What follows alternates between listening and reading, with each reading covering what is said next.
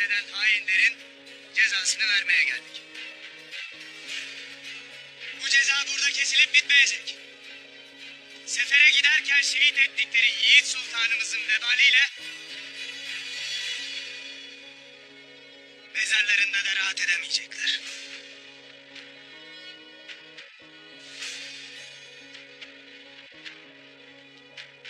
Arkalarında bıraktıkları obalara gelince, onlar da devletimize isyan ederse, onları da aynı şekilde cezalandırmaktan imtina etmeyeceğim.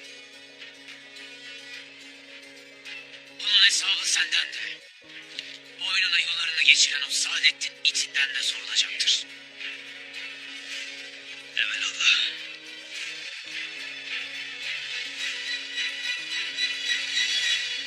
Murat Bey, bir ölür, bin diriliriz inşallah. Bu yaptıklarınız yanınıza kâr kalmayacaktır.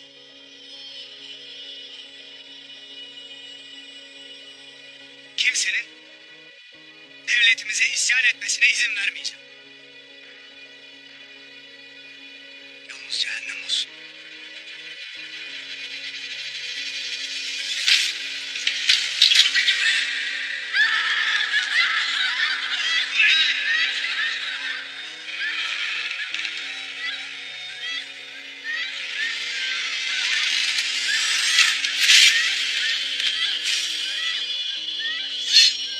Kim yaptı bunu?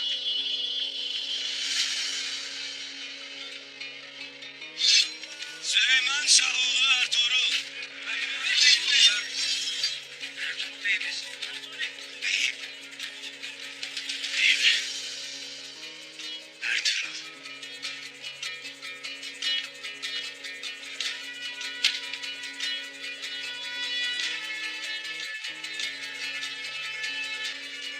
Sarayı ele geçiren yılanlara, çıyanlara rağmen masum olduğum ispat olmuştu.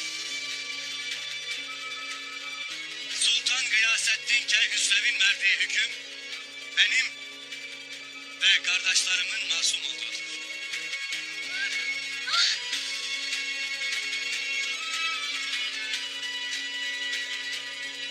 Şimdi yiğitlerimin boynuna geçirdiğin urganı çıkarasın Günay Bey.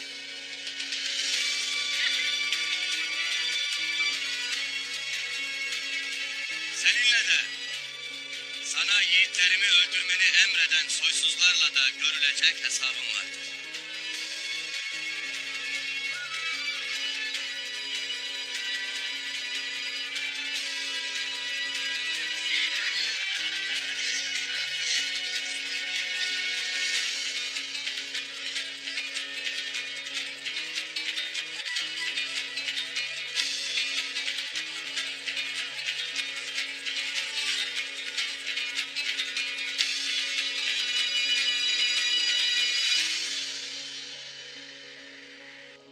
Sultan Alaaddin'in fermanıyla Karacahisar'a gönderdiği Karadar Günalp Bey, uç beylik vazifesini hakkıyla yerine getirecektir. Rahmetli babanızla birlikte nice savaşta cenk etmiş kıymetli bir kaledardır Günalp Bey. Ant seferine çıktığınızda garbi hudutlarımız onunla emniyet altında olacaktır.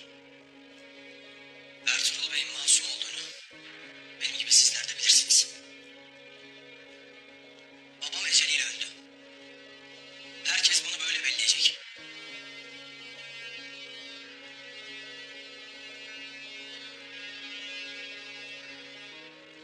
Alem. O vakit Ertuğrul Bey babamın son fermanıyla garbi hudutlarımızın uç beyi olmaya devam edecektir.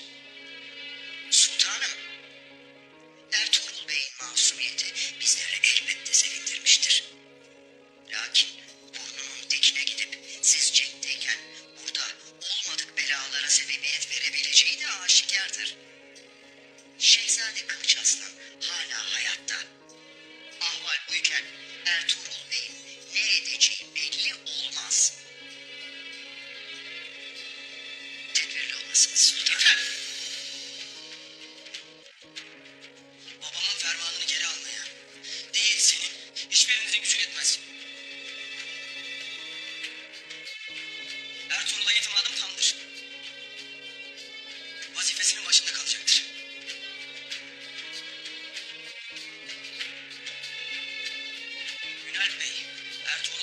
sadakatle biat edip emrine gelecek, ona hizmet edecektir. Buyruğum açıktır. Anlaşıldı mı?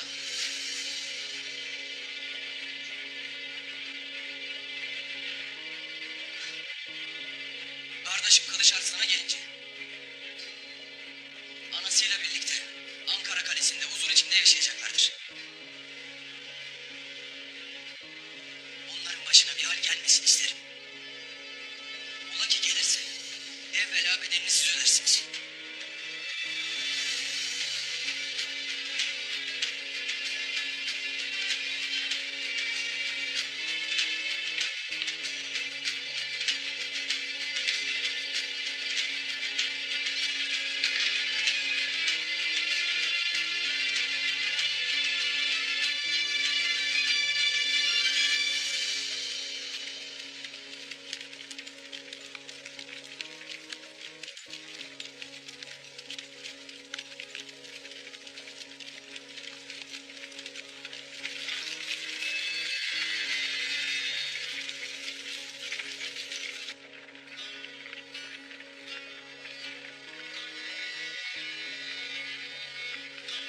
Babamı kıydıkları gibi bize de kıyacaklar ana.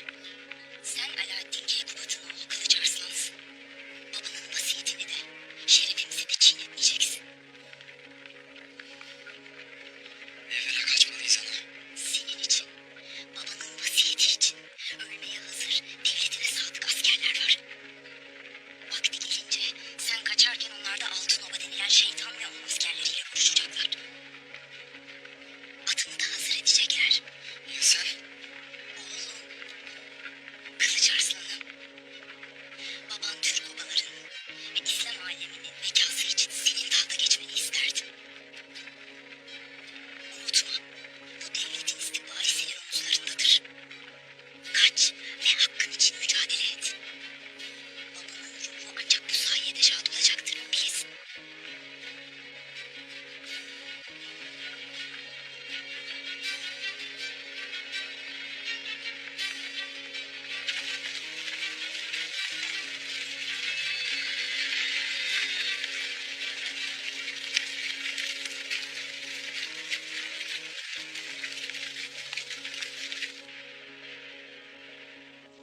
Haddini aştın Günalp Bey. Bunun elbet bir bedeli olacaktır. Bana, senin ve meclisindeki beylerin katlinin vacip olduğu emredildi Ertuğrul Bey. Sinsice. Fethettiğim kaleme girdin. Yetmedi, makamıma kuruldum. Bu ne aymazlıktır Günalp Bey? Cevap veresin hele. Ben sadece kalefer olarak vazifemi yerine getirdim. Ya Artuk Bey, Turgut Bey, Bamsı Başalp'im, ağabeyim Sungur Tekin. Onların suçu neydi de daracaktın onları? Kardeşin Sungur Tekin kaleye gizlice girip hükmü verilmiş mahkumları kaçırmaya teşebbüs etti. Beylerimin hakkında verilmiş hüküm mü vardı? Sungur Tekin Bey, masumları katletmene mani olmak için ne yapaydı? İki emirin kör lafıyla devletine hizmet eden yiğitlerin kanına girmeye nasıl kalkarsın?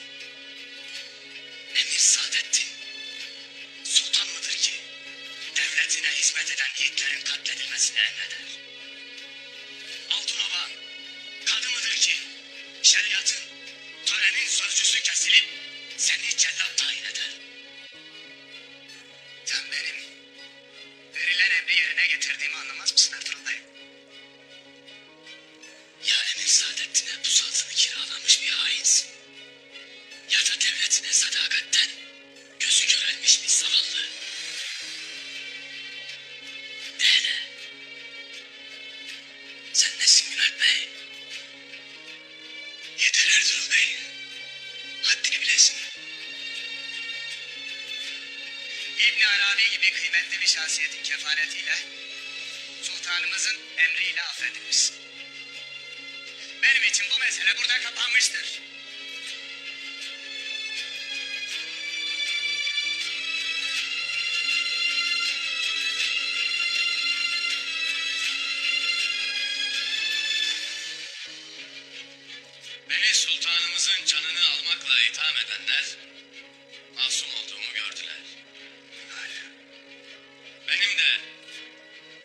kalbinde devletimize sadakati, masumiyeti aşikardır.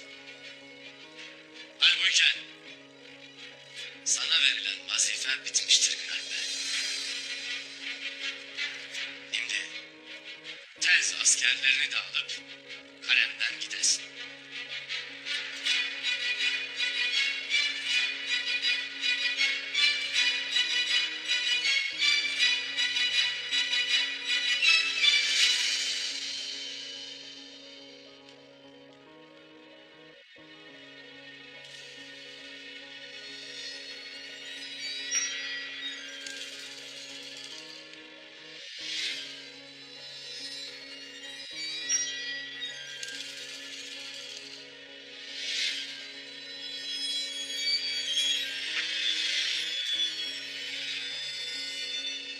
Beni ve askerlerimi vazife yerimiz olan Karacahisar'dan gönderemezsin Ertuğrul Bey.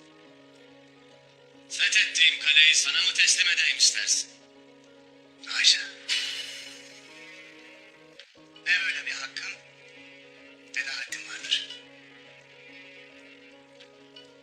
Emir Saadettin ve Atabey Altınoba'nın emri masum olduğun için hükmünü yitirmiştir.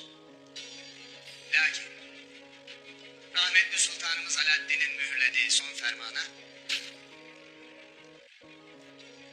ikimiz de uymak mecburiyetindeyiz. Sen ne dersin Günal Bey?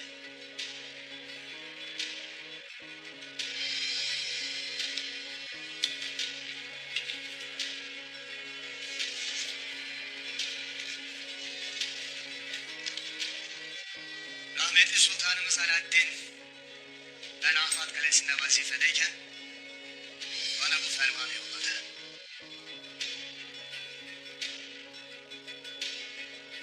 Fermanında benim askerlerimle beraber Karacahisar Kalesi'ne gelip senin emrine girmem buyuretti.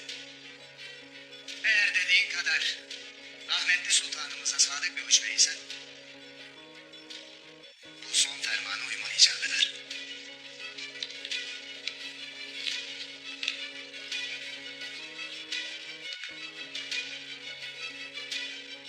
Sultanımızın fermanı başım üstünedir. Burada kalmana müsaade edeceğim Günal Bey. Lakin sadakatsizlik edip de buyruklarımı çiğnemeye kalkarsan ben de seni çiğnerim bilesin.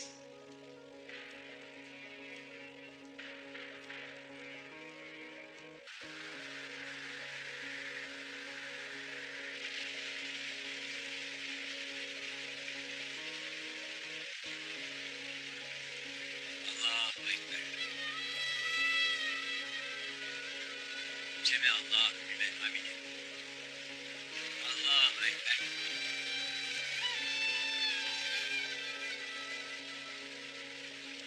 Allahu Ekber. Allahu Ekber.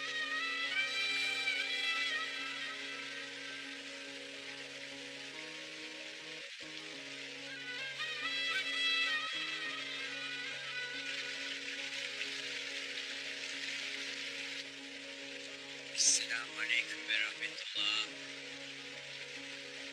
Esselamu Aleyküm ve Rahmetullah.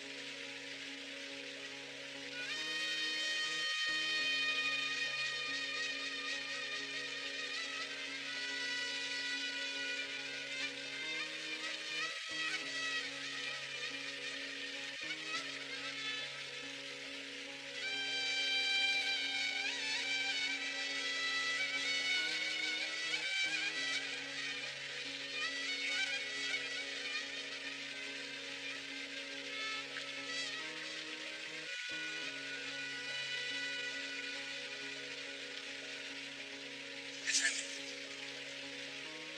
bu ne güzel bir haldir böyle. Daha önce hayatımda hiç bu kadar sahici bir huzur, ferahlık hissetmemiştim.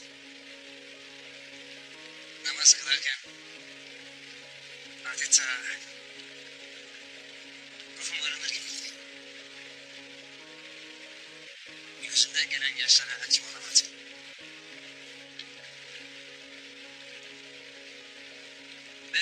pınarlardan akıp gelen bu su, temizliği temsil eder evlat.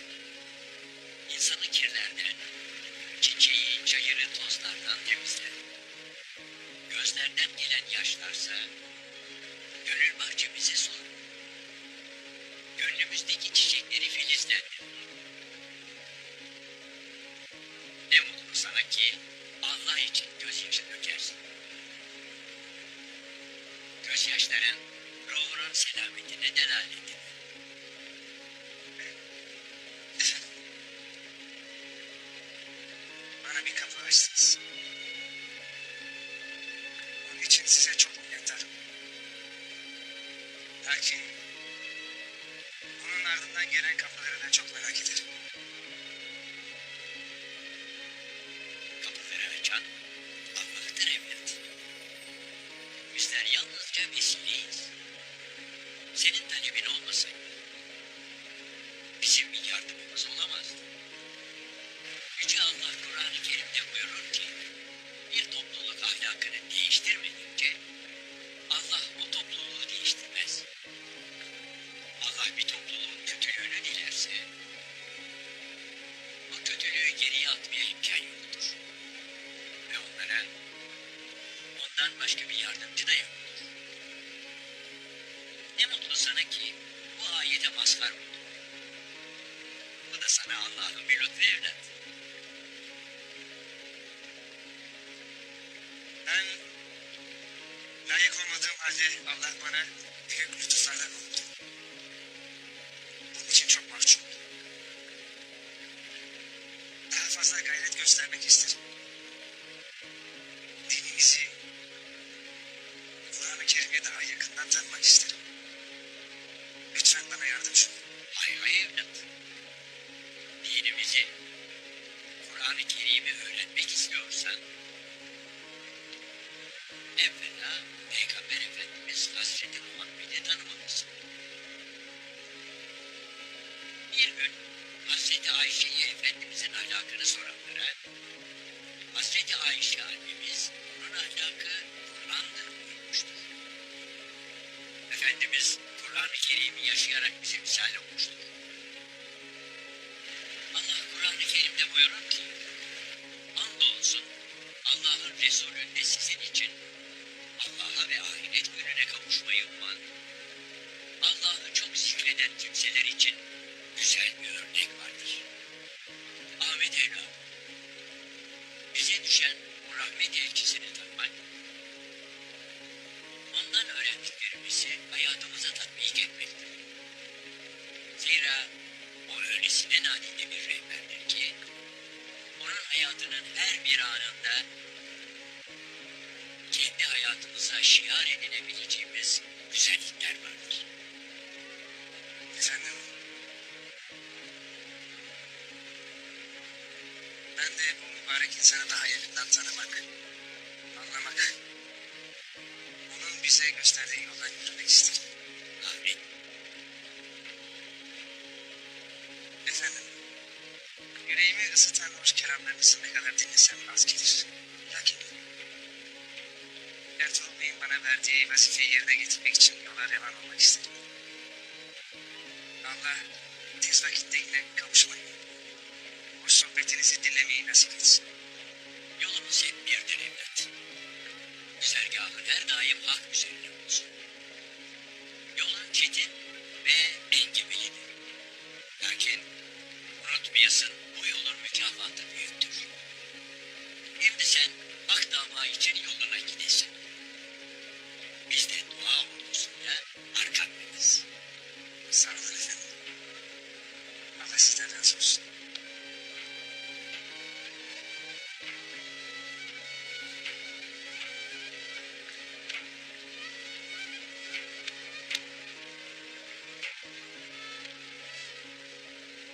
Allah sizden razı olsun efendim. Selametle gidin. Sağ olun efendim.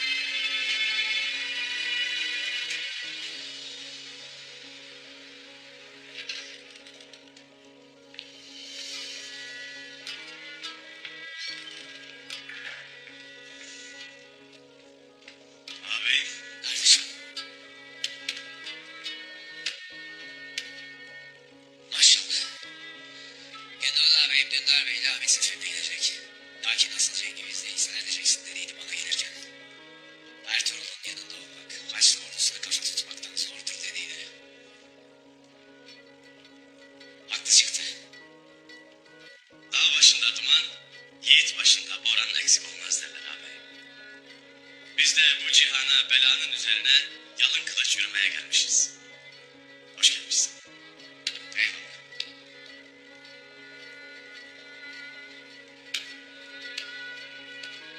Geçmiş olsun. Hoş gelmişsin bey. Hoş gördük. Geçmiş olsun yiğidim. Eyvallah beyim. Ey maşallah. Geçmiş olsun yiğidim. Damatine yetiştim beyim. Damatine yetiştim. Ey maşallah.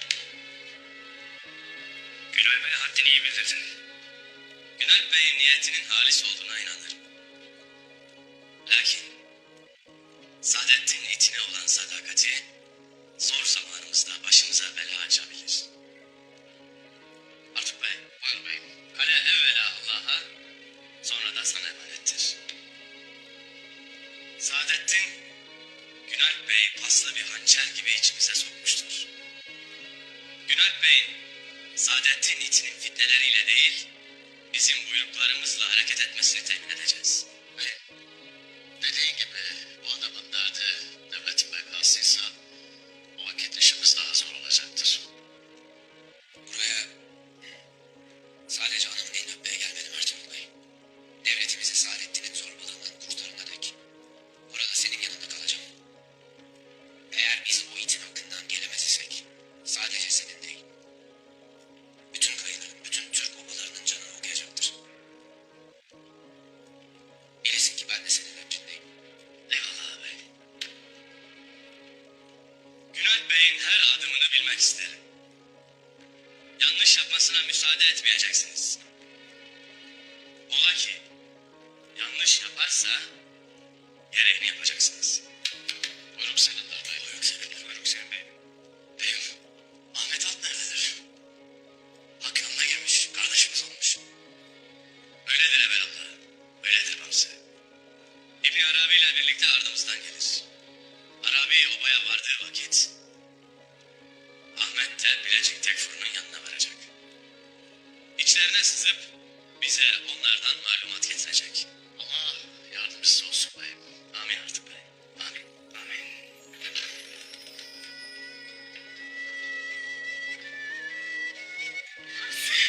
Vay. Vay Hafsam. Aslan.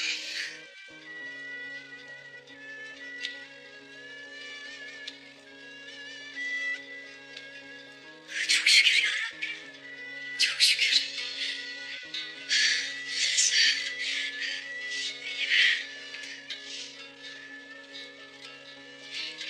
Ertuğrul Bey, sağ olasın.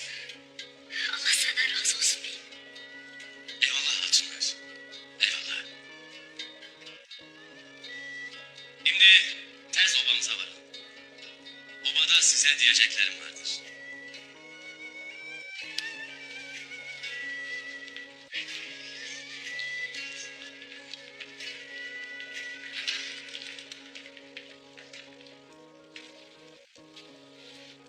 Ertuğrul savaşçı biri. Devletine de sadık. Bundan emin olamayız beyim.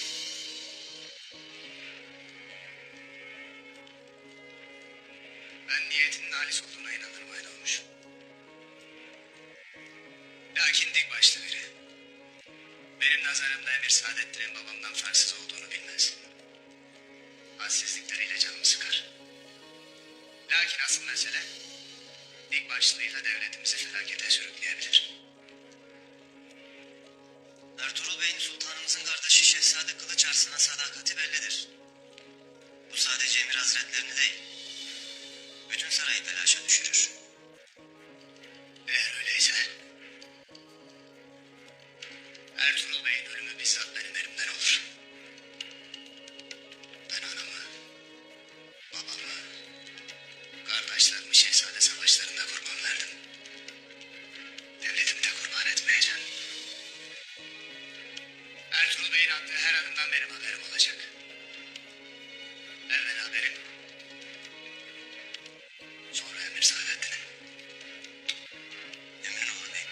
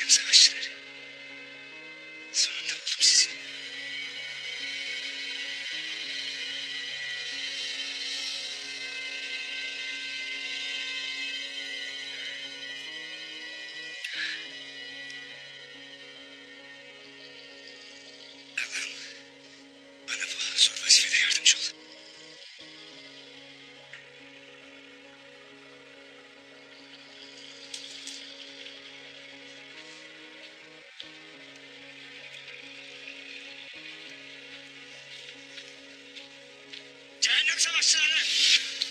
Ares bu. Ha?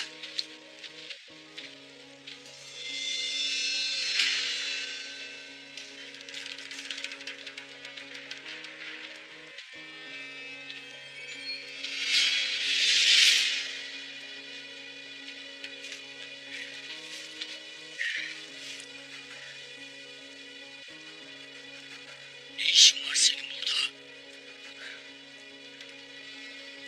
Toparlanın. Bilecik tek fırını görmeye gidiyoruz. Ne yapacaksın Bilecik Tekfur'unu görüp? Ertuğrul'dan intikam almak için desteğini isteyeceğim. Konya'ya gidip Türklet Sultanı'na attın. Büyük savaşçı Titan senin yüzünden öldü. Senin gibi yenik bir zavallı mı intikamını alacak Ertuğrul'dan? Ben asla davamı satmadım. Yenildim. Ama ölmedim. Şimdi benim emrime geleceksin. Sonra da Bilecik Tekfur'un desteğiyle Barbar Türklerden intikam alacağız. Duydunuz mu? Emrine girecekmişiz. Sen önce yaptıklarının bedelini öde Ares. Cehennem savaşçıları! Saldırın! Sanıyorsunuz Tekfur'um ben.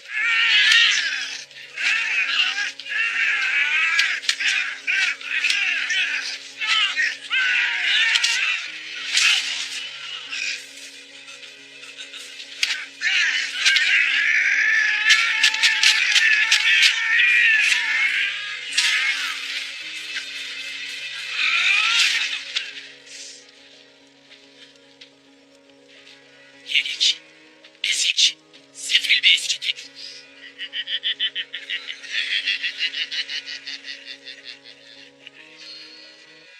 Mağaraya götürelim. Ona daha yapacaklarım var.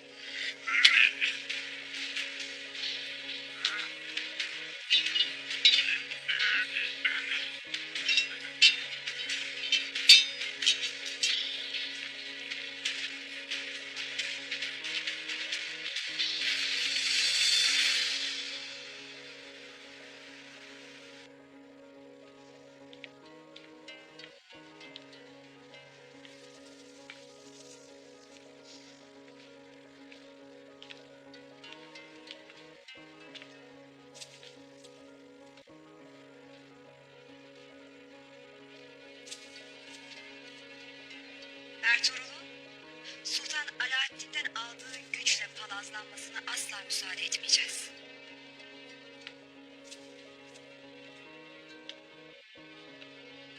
Günalp Bey bana sadakatle bağlıdır. Böyle bir şeye izin vermeyecektir.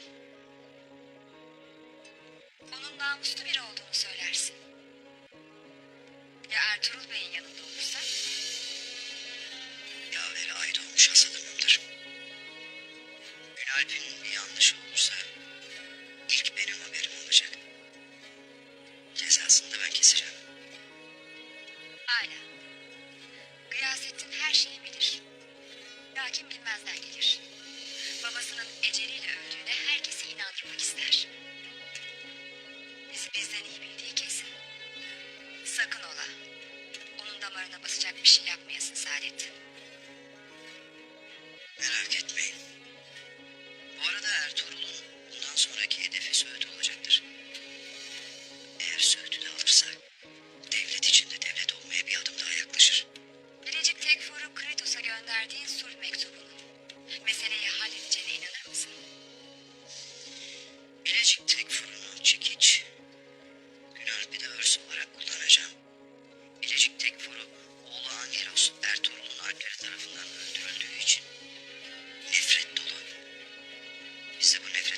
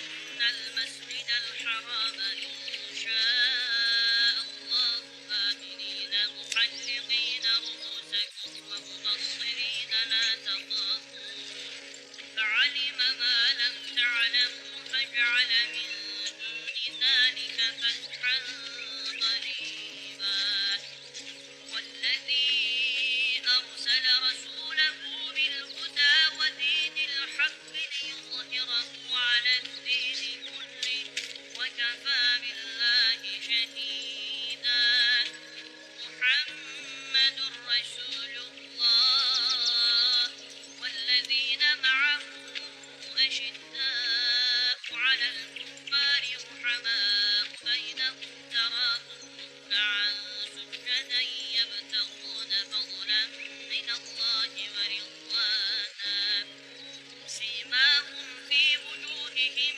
من أثر السجود ذلك مثلهم في التوراة ومثلهم في الإنجيل كزرع أخرج شطأه فآثره فاستغلظ فاستوى على سوقه يعجب الزراع ليغيظ بهم الكفار وعد الله الذين آمنوا وعملوا الصالحات منهم مغفرة وأجرا عظيما صدق الله العظيم.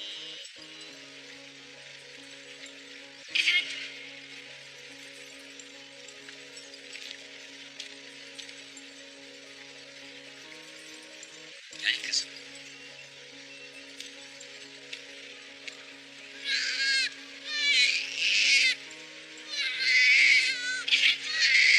Bu kutlu bala kimdir? Bu kutlu yiğit senin evladın Osman'dır Halime Hatun. Bu topraklardan nice yiğitler geldi geçti. Osman da bu yiğitlerin en kutlularından olacak inşallah. Osman ulu bir çınardır kızım. Heybeti tüm cihanı saracak. Dalları göğe varıp tüm beşeriyeti himayesine alacak. Kökleri kıtalar aşıp tüm topraklara yayılacak. Onun neslinden gelecek bir yiğit, Peygamber Efendimizin Konstantiniye mutlaka fetholunacaktır. Onu fetheden komutan, ne güzel komutan. O ordu ne güzel ordudur hadisine mazhar olacak. İnşallah efendim. Unutmayasın kızım. Ana ocak demektir. Herkesi etrafına toplar, ısıtır. Ana yurt demektir. Doyurur, barındırır, muhafaza eder. Efendimiz buyurur ki, cennet anaların ayakları altındadır. İşte analık böyle mukaddes bir makamdır. Ne mutlu sana ki böyle kutlu bir yiğidin anası olacaksın.